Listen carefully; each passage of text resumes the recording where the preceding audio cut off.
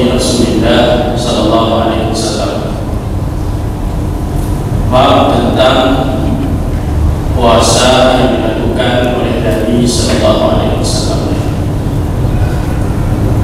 Pada pertemuan yang lalu kita sudah membahas tentang salat Rasulullah, dan pada malam ini kita mulai membahas tentang puasa Rasulullah sallallahu alaihi wasallam.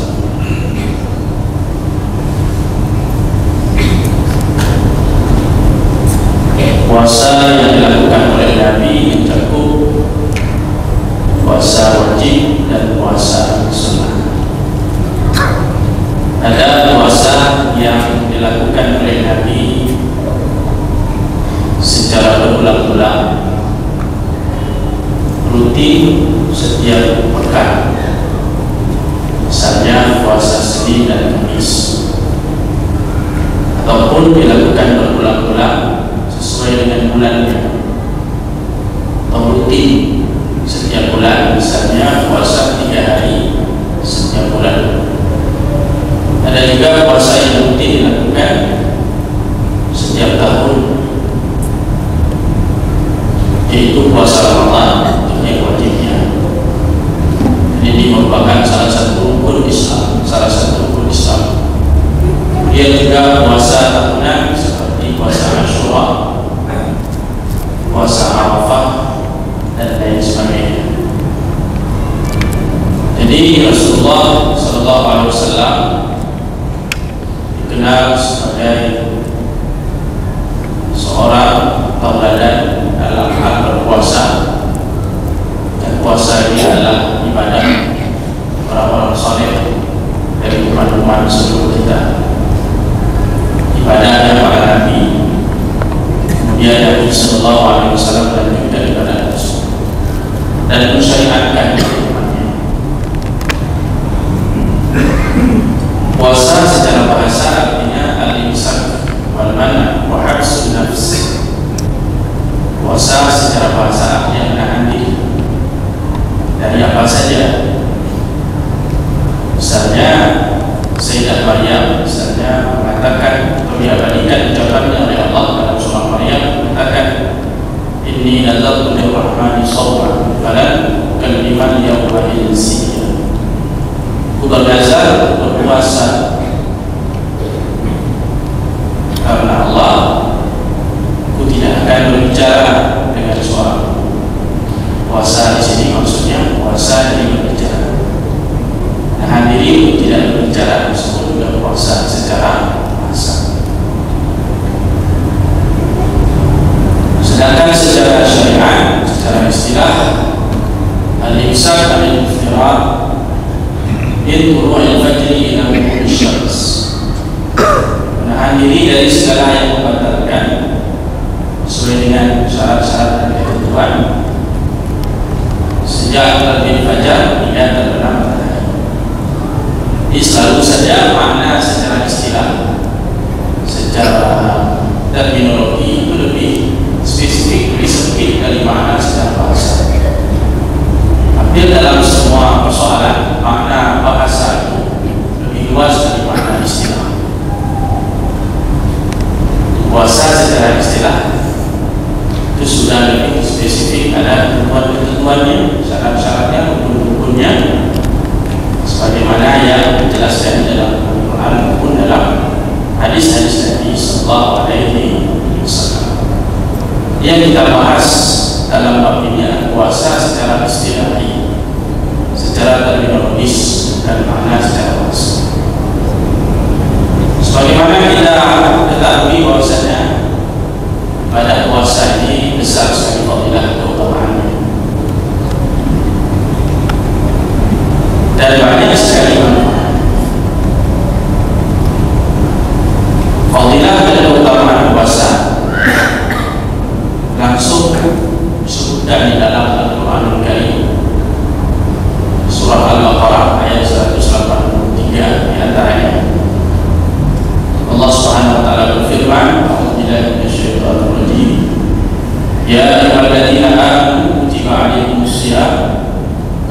kutiba 'alal ladzina min qablikum la'allakum tattaqun. Ini merupakan perintah Allah kepada orang yang beriman, sebagaimana diwajibkan kepada umat-umat terdahulu, dengan harapan puasa itu bisa mengantarkan kita kepada ketakwaan. Ketakwaan adalah satu derajat yang sangat tinggi di dalam Islam, yang sulit untuk dicapai kecuali dengan perjuangan yang berat dan melelahkan. Salah satu cara meraih ketakwaan itu adalah dengan cara berpuasa. Di antara jalan menuju ketakwaan. Jadi di sini diumpamakan puasa seperti sebuah madrasah tarbawiyah imaniyah, sebuah tempat atau saat di mana kita ditempa, ditarbiyah, keimanan kita diasah, spiritualitas kita diasah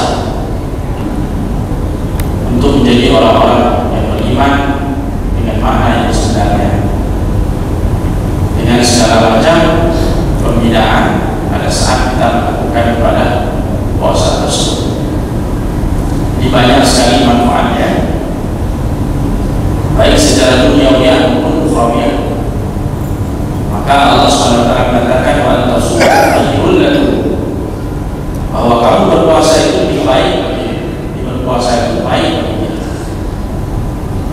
Dalam ibadah puasa itu banyak sekali perbedaan.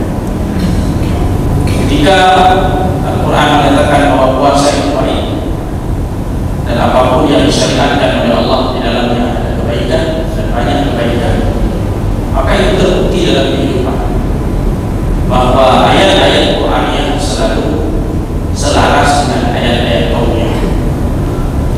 Ayat Quran mengatakan puasa itu baik, puasa itu bagus. Ternyata ayat kaumnya membuktikan itu semua. Bagaimana manfaat puasa untuk kesehatan jasmani, manfaat puasa untuk kehidupan sosial masyarakat kita, puasa untuk psikologi dan sebagainya, kejiwaan kita. Ini menunjukkan bahwa puasa itu baik bagi yang melakukannya, baik di dunia maupun di akhirat. Terkait dengan akhirat, misalnya Rasulullah SAW menjelaskan keutamaan dari puasa ini dalam berbagai macam hadis. Hadis tentang puasa ini bagi dua. Ada hadis yang menjelaskan keutamaan puasa secara umum. Puasa apa sih? Menjelaskan secara umum fadilah dan keutamaan oleh Nabi Sallallahu Alaihi Wasallam. Nanti ada juga fadilah puasa, keutamaan puasa dijelaskan secara khusus. Karena puasa itu punya berbagai macam. Puasa Senin, Kamis, puasa Ayyamul Bid, puasa Arafah, puasa Asyura, Tasu'a dan sebagainya. Nabi menjelaskan secara khusus dan secara umum. Kalau yang secara umum misalnya Nabi Sallallahu Alaihi Wasallam dalam sebuah hadis riwayat Ahmad dan dinilai hadis yang sahih atau hasan oleh sebagian ulama, ini hadis yang makbul bisa diterima. Nabi Sallallahu Alaihi Wasallam mengatakan as-siyam wal Quran yashfa'ani lil 'abdi, bahwa nanti di akhirat puasa yang kita lakukan dan Quran yang kita baca di waktu malam ketika dia mulai didoakan memberi syafaat kepada seorang hamba, dan dia meminta kepada Allah agar syafaatnya diterima bagi para orang yang mau melakukannya selama hidupnya. Yang berusia puasa akan bicara di hadapan Allah yang mengatakan, Ayah inni mana'tu ta'ama wa syahawati bin nahar fasyafi'ni fihi.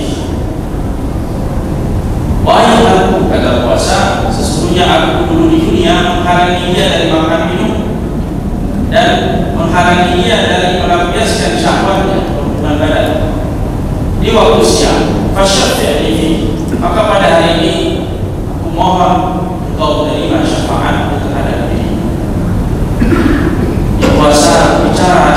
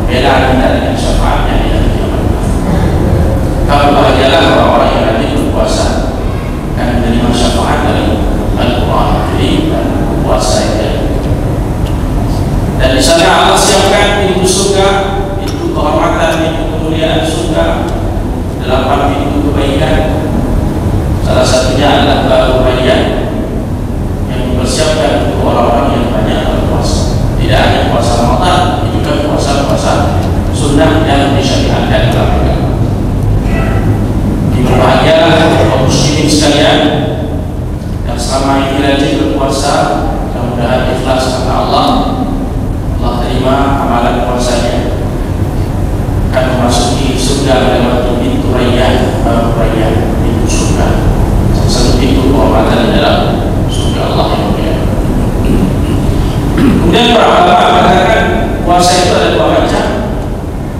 Yang pertama shaum 'anil muftar, puasa dari segala yang membatalkan puasa terkait dengan hukum fikih. Puasa secara fikih ini kita menahan diri dari makan minum, dari hubungan badan, dan ini adalah satu ketetapan yang harus dipatuhi oleh orang-orang yang berpuasa di Islam. Sejak terbit fajar hingga terbenam matahari. Tapi di balik itu ada juga puasa dalam bentuk yang lain, bukan sekedar menahan makan dan minum, tapi shaumun 'anil haram, berpuasa dari segala yang diharamkan oleh Allah SWT, dari segala dosa dalam segala keadaan. Jadi jangan sampai kita berpuasa terjebak dalam rutinitas, terjebak dalam formalitas saja, tidak makan, tidak minum, sementara telinga kita, lidah kita, mata kita tidak berpuasa dari hal-hal yang diharamkan oleh Allah Subhanahu wa Ta'ala. Pada saat orang berpuasa seperti itu, maka dia akan kehilangan fadilah keutamaan dari puasa. Di puasanya dia mendapatkan kulitnya saja, casingnya saja. Isi substansi dari puasa itu tidak ada. Nah, bagi orang yang berpuasa, dia jaga. Dan saja puasa secara hukum fikih sudah sah. Di pertanyaannya, apakah puasa kita diterima? Karena ternyata Rasulullah juga mengingatkan kami shaimin, berapa banyak orang yang berpuasa tidak mendapatkan apa-apa dari puasanya kecuali hanya lapar dan dahaga. Artinya puasanya tidak diterima oleh Allah Subhanahu wa Ta'ala.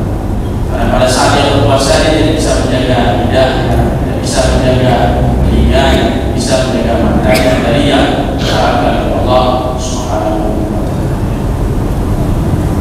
Selanjutnya Imam At-Tirmidzi menyebutkan hadis pertama dalam bab ini, yaitu riwayat dari Abdullah bin Syafiq.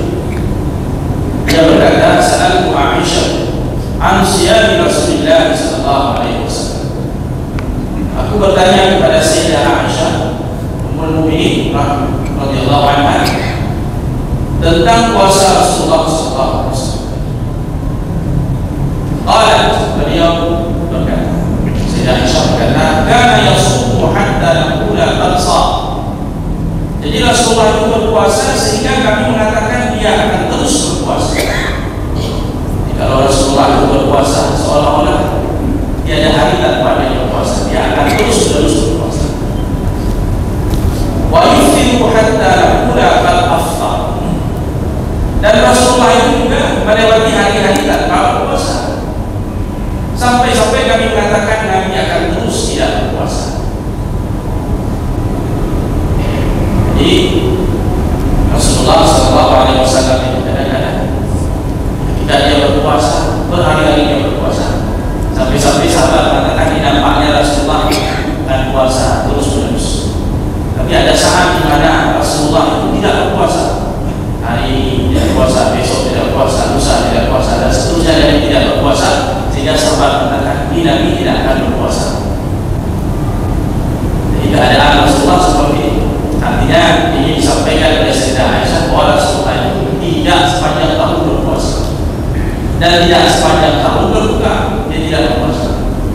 Di keadaan Rasulullah itu tawassul yang tidak seimbang antara puasa dan tidak berpuasa. Kemudian Sayyidah Aisyah mengatakan bahwa sama Rasulullah sallallahu alaihi wasallam syahran kamilan mundu qadima al-Madinah illa Ramadan. Rasulullah itu tidak pernah berpuasa satu bulan penuh sejak Nabi berhijrah ke Madinah kecuali bulan Ramadan saja. Jadi maksudnya Rasulullah sallallahu alaihi wasallam meskipun banyak beliau berpuasa, dan ada juga hari di mana Nabi tidak berpuasa. Meskipun Nabi banyak berpuasa, namun Nabi tidak pernah berpuasa sebulan penuh kecuali hanya bulan Ramadan. Kalau bulan Ramadan sudah memang wajib, tapi puasa sebulan penuh. kita ketahui Rasulullah itu berpuasa Ramadan hanya 9 kali selama hidup, karena puasa Ramadan disyariatkan tahun 2 Hijriah. Ya, dan Nabi wafat tahun berapa? 11 hanya 9 kali saja hidupnya Nabi berpuasa Ramadan. Setelah itu Nabi wafat. Jadi yang sebulan penuh Nabi puasa hanya Ramadan. Bagaimana dengan Sya'ban? Sya'ban Nabi tidak puasa sebulan penuh.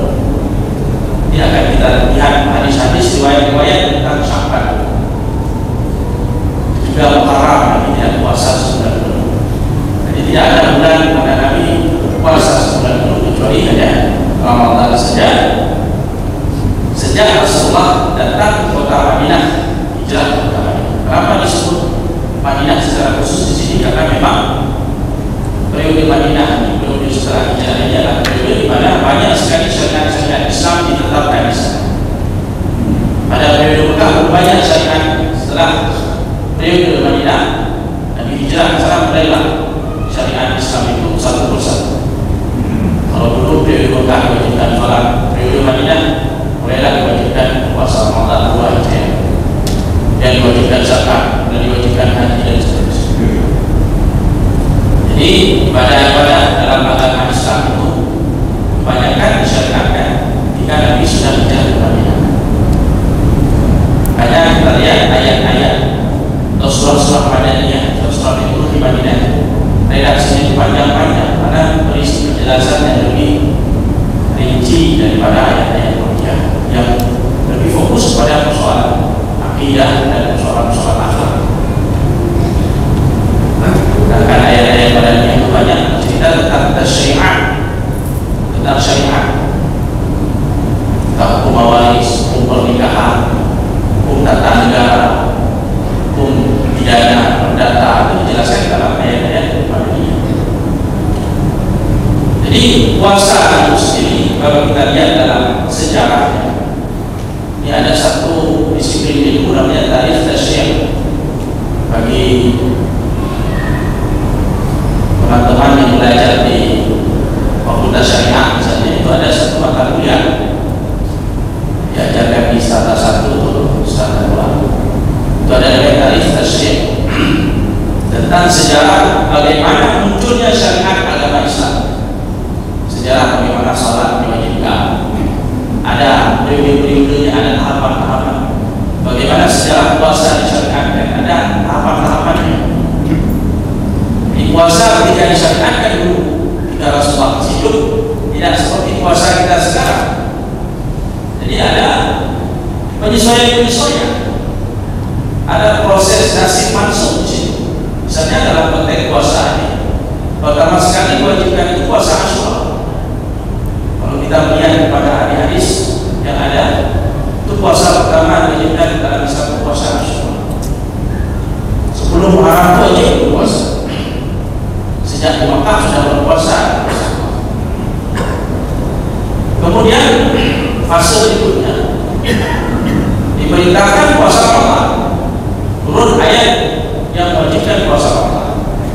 Ketika puasa Ramadan diwajibkan, maka puasa Asyura ini berubah menjadi puasa sunnah. Nabi tidak wajibkan lagi siapa yang mau puasa sekarang, tidak ada masalah. Di kewajiban puasa Asyura telah berakhir dengan diwajibkannya puasa Ramadan. Puasa Ramadan pada awal disyariatkan. Jadi fase kedua, fase pertama itu puasa Asyura wajib. Kemudian berganti yang diwajibkan sekarang puasa Ramadan. Kewajiban puasa Ramadan pada fase pertama adalah alat takhyir, boleh pilih. Wajib tapi boleh pilih. Puasa Ramadan wajib, tapi bagi yang tidak puasa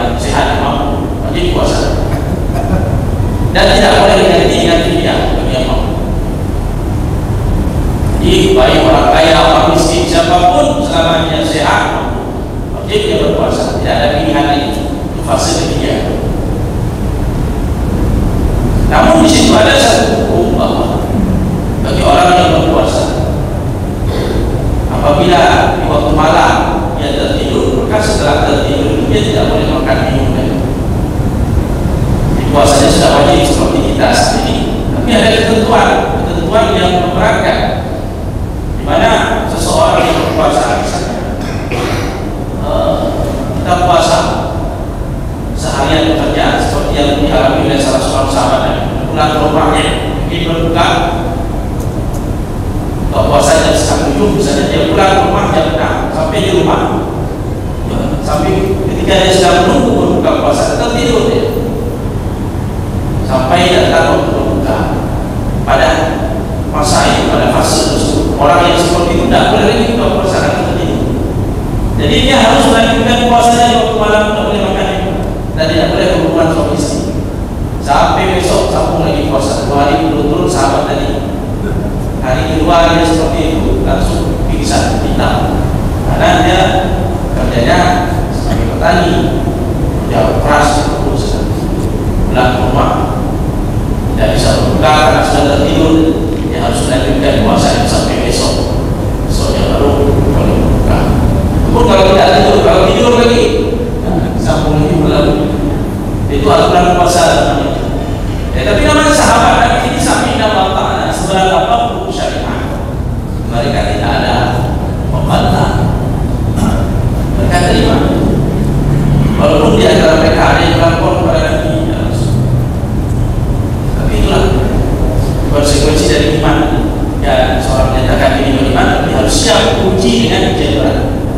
Maka kemudian masuk kepada fase keempat, di mana puasa itu wajib seperti kita saat ini, dan Allah SWT memberikan keringanan. Artinya apa?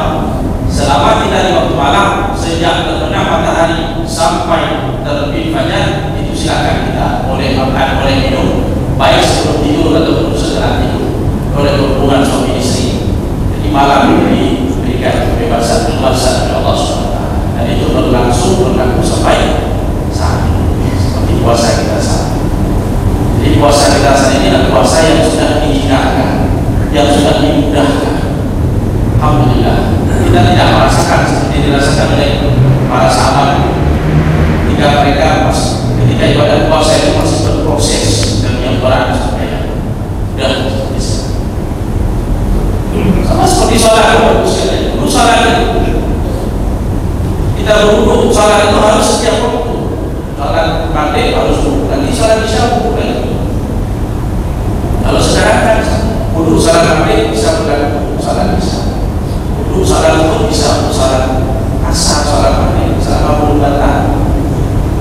Dan dulu kalau kita sudah wudu kemudian makan makanan yang dimasak, itu batal. Kita wudu kemudian makan bakso, makan nasi goreng, batal wudu lagi. Kemudian Allah SWT memperingatkan orang yang sudah wudu, kalau makan apa saja, tak makan buah, makan sayur atau makanan yang dimasak, ya tetap terjaga wudunya, tidak batal kecuali ada hal-hal yang membatalkan.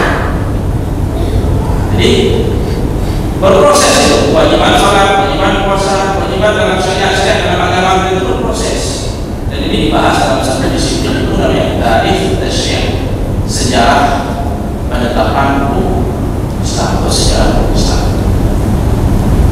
Kaum muslimin yang dirahmati Allah Subhanahu wa taala, jadi terkait dengan ibadah puasa ini berdasarkan hadis Sayyidah Aisyah ini disampaikan kepada kita bahwa sejarah Rasulullah ini menjaga keseimbangan dalam puasa. Nabi tidak sepanjang tahun berpuasa. Ada masa Nabi berpuasa, ada masa Nabi tidak berpuasa. Seimbangnya. Dan ini kemudian diperkuat dalam hadis berikutnya dari Anas bin Malik, hadis sahih juga dengan Bukhari. Annahu su'ila an shaumi Nabi sallallahu alaihi wasallam. Anas bin Malik ditanya tentang puasa Nabi sallallahu alaihi wasallam. Faqala, beliau menjawab, kana yasumu ila syahri hatta nara an la yurida al-iftira minhu. Kadang-kadang Rasulullah itu berpuasa pada satu bulan, terus berpuasa sehingga kami menyangka bahwa Rasulullah tidak akan berbuka sehari pun pada bulan tersebut. Jadi ada bulan ada Rasulullah terus berpuasa, seolah-olah seakan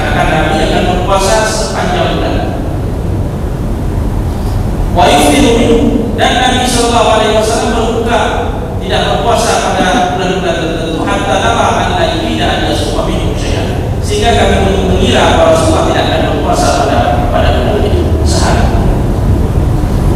Dimilik pernyataan Anas bin Malik ini dengan keterangan dari Sayyidah Aisyah.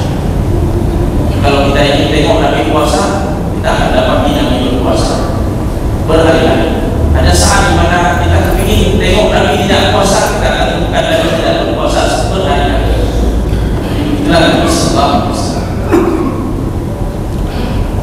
Wa kunta, kata Anas bin Malik, wa kunta la tasya' tarahu min al-layli musalliyan illa ra'aitahu musalliyan. Jika kamu ingin melihat Rasulullah di waktu malam salat, kamu akan mendapati beliau salat. Siapa yang ingin melihat Rasulullah salat di waktu malam, dia akan dapati Rasulullah salat di waktu malam. Wala na'iman illa ra'aitahu na'iman. Dan jika kita ingin melihat Rasulullah tidur di waktu malam, kita akan mendapatinya dalam keadaan tidur. Jadi betul-betul Rasulullah bersifat. Jadi terkait dengan malam ini, tidak semalam subuh Nabi salat, dan juga tidak semalam subuh Nabi tidur. Artinya malam yang Rasulullah dinikmati oleh beliau, sebagaimana disebutkan di dalam penjelasan hadis sebelumnya.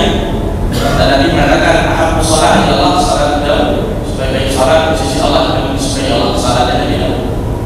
Wa ahabbu siyam ila Allah siyam Daud, sebaik-baik puasa di sisi Allah adalah puasanya Daud. Bagaimana salatnya Daud? Kana yanamu nisfal lail, Nabi Daud itu tidur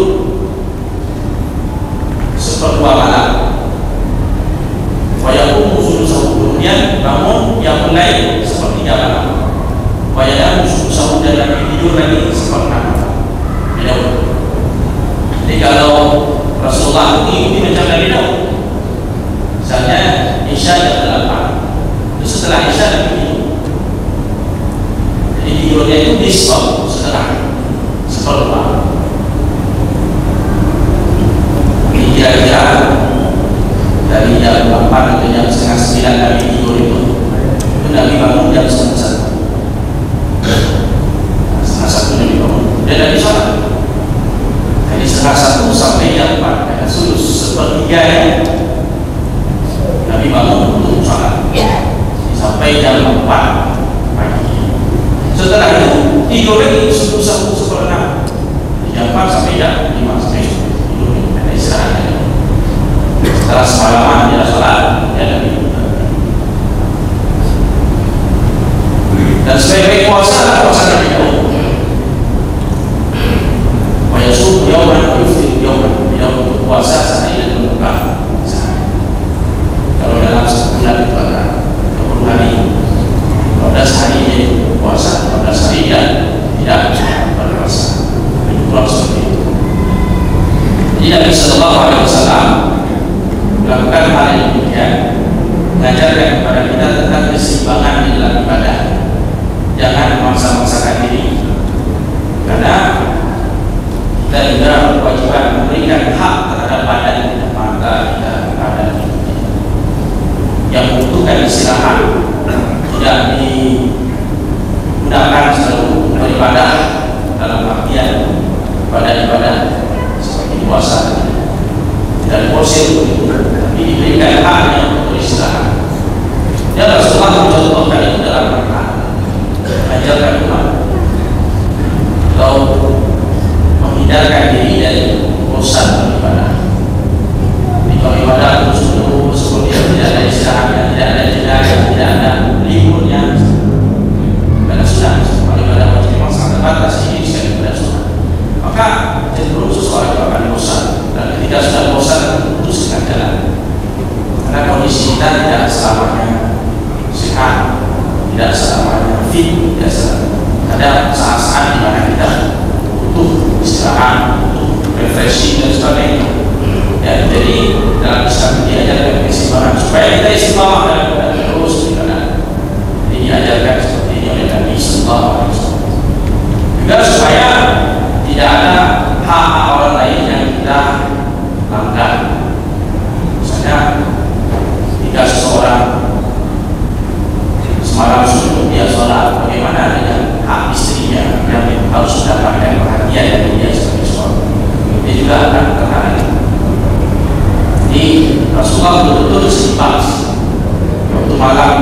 sempat mengauli istrinya, dia sempat mengunjungi anaknya, mengunjungi menantunya untuk mengingatkan mereka supaya bangun malam, supaya sholat. Sempat semuanya Rasulullah dalam malam. Setiap orang punya hak terhadap diri kita, masuk anggota badan kita, mata kita. Jadi kalau ini dilakukan, insya Allah kita akan istiqomah dalam ibadah, karena tidak memberat-beratkan diri, tidak akan bosan. Dan seperti tadi sholat Rasulullah, setelah sholat Nabi ada tidur dan istirahatkan badannya, ya. Supaya apa? Supaya ketika kita bangun subuh dan semangat kembali lagi kekuatan kita, semangat kita untuk beribadah kepada Allah. Apalagi kalau besoknya kita harus bekerja, cari nafkah, dia perlu kita istirahatkan badan kita di waktu malam. Jangan sampai semalam subuh kita tahajud, setelah subuh kita tidur, kita baik tidur setelah subuh, kemudian karena tidur setelah subuh terlambat sarapan, terlambat kerja, jika kita terlambat masuk tahajud, nanti jadi agak baik Islam. Citra Islam jadi buruk dengan cara seperti ini. Akhirnya kita tidak semangat bekerja gara-gara tidak disiplin, dan semangat bekerja gara-gara tahajud. Padahal tahajud tidak membuat orang tidak disiplin, tidak membuat orang itu hilang produktivitasnya. Tahajud itu justru membuat orang menjadi produktif.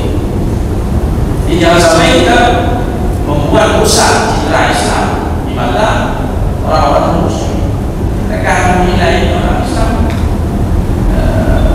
beralasan dengan tahajud, sehingga produktivitasnya menurun daripada tahajud dalam puasa Islam.